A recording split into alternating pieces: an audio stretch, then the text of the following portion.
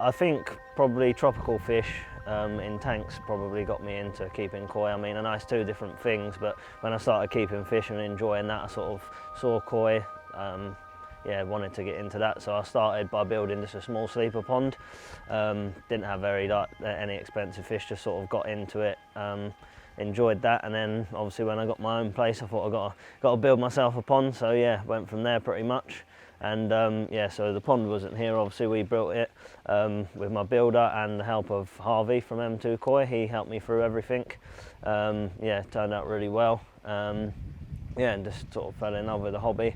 Got to know a lot of people, learnt a lot of things, and Koi Talk magazine helped out quite a lot, yeah, with learning a lot of things and stuff. So yeah, that's pretty much how I got into it. I'm actually a carp fisherman as well, so obviously being a similar, species of fish, that sort of helped get me into it as well, and that is why I enjoy looking at them. Obviously they're a bit more pretty in my eyes than normal carp that we go fishing for, so yeah, that is another thing that I like about them. I've got 15 fish in there at the moment. They'll range from sort of like 2 to 4 years old. I'm not one for a specific variety or anything. I sort of like a nice little mixture of fish. But yeah, I've got two new arrivals coming soon. So I've got a Sakai fish farm Kahaku from Keith at Koi Water Barn. Hopefully picking that up soon. And then I've got a male Momotaro Sankey from Queni Koi. I'm picking up in a couple of months, I believe. So yeah, that'd be pretty exciting. I don't think I'm going to go much over 20 fish in the pond as far as stocking. I want to sort of keep it reasonably low. One week I'll be sort of studying one fish and think, oh, that's my favourite. Next week I might change my mind. But there's a metallic Chiba in there that probably takes my fancy at the moment. It's down there. I don't know if you can really see it at the moment, but this one down here, it's pretty unique, interesting colours. I'd say that's probably at the moment maybe my favourite fish. Yeah. Kahaku's the most common variety I've got in my pond actually. I think I've got 4 of them. That'll be the 5th one I've got in the pond when I picked that one up. I don't know, I think just the simplicity of the colours is quite nice. When they all come together, they have quite a nice appearance. It's red and white. Yeah, quite simple, but yeah, gives quite a good effect, I think, Kahaku. The whole ground literally that we're on now was just completely overgrown, derelict sort of. It was like a camping for tents, like camping site sort of thing. Yeah, so obviously we excavated the whole land, built the house here, and the pond, I think we moved about 50 tonne of, it's chalk here, so we got chalky land, so we moved about 50 tonne of chalk from the bottom. Yeah, so it was half a metre below ground, the pond, and a metre above ground. Yeah, and I think, well, I can't remember how many concrete blocks, but a bloody lot of them. Yeah, so yeah, I think it took about 5 months to build in total. That wasn't non-stop everyday sort of work, it was now and then sort of thing.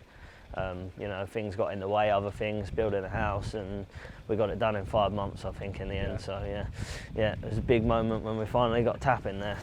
It's 4,500 gallons, roughly, just over, with the filtration as well. So yeah, we wasn't too sure what to expect, but was thinking around that sort of range, but definitely ended up a nice size. Yeah, there's not a lot really that I've thought of at the moment. I mean, I've tinkered with a lot of things with the pond since I've had it, a lot of little things, minor changes and stuff. Nothing sort of cosmetically or actually to the pond, more so inside the filter room as such, that I've had to change a few things, adjust a few things.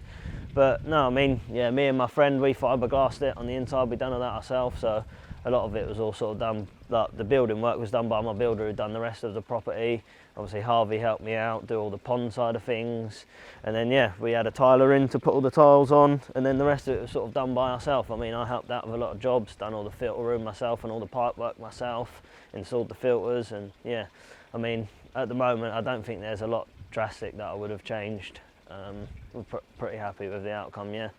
Get some more trees in the spring, sort of give it a nice Japanesey feel, but also keep the modern look. Nice square, sort of straight edges, that's what we was looking for. So the window is 2 metres by 1 metre. Obviously we've lost a little bit, so we had about 50 mil, I believe it is, around for the window frame, and then it's 35 mil thick glass. So yeah, that's just a nice size window. I think it just suits the pond. Not too big, not too small. I wasn't too sure whether I was going to go for a window at first, but I am glad that I took that decision in the end. I think that was definitely a good choice. I think it would have looked quite odd to just have the tiles going straight across. But yeah, I say obviously it's people's opinions whether they think it looks better from the side or from the top, but I think it's nice to see the health of your koi as well through a window. Like I've spotted sort of a few little sores before that I probably wouldn't have saw if I didn't have the window, so it's definitely quite a helping hand, and yeah, I think it does give quite a good impression on the pond as well. Yeah. At the moment I'm feeding them Sake Akari Balance, just because the pond's warmed up a little bit now, it's quite mild weather. But before that I was just feeding Sake Akari sinking wheat germ. Yeah, getting on quite well with it, the fish love it. But yeah, not all of them like feeding on the top. We've got a few that absolutely hammer it off the top, and the rest of them are not happy that it's not on the bottom. But well, I've got Burton's filtration, I've got Burton's drum filter and 1500 bio.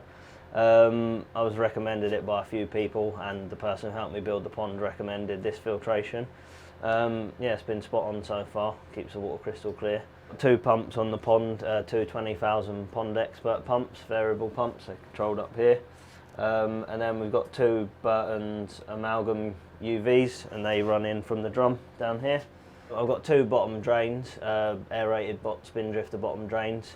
They feed straight into the drum. Yeah, and we've got 5 returns in total on the pond, including the blade.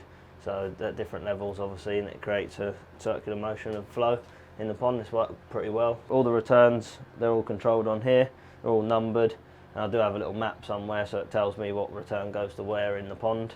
And then yeah, so one pump runs into an air source heat pump, which is outside. It feeds from this pipe, and then it goes all the way around the back of the room, returns back down. Sorry, the other way around. It goes up there, round, and then down into the heat pump, down and returns back to the pond. And then we have another backup heater up here.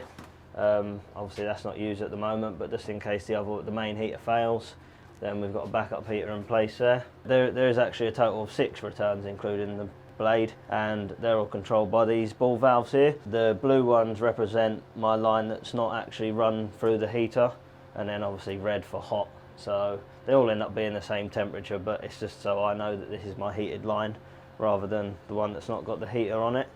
I've got a Burton's BD 700 drum, and yeah, it's been spot on. Hasn't missed a beat. Let's see the UVs inside.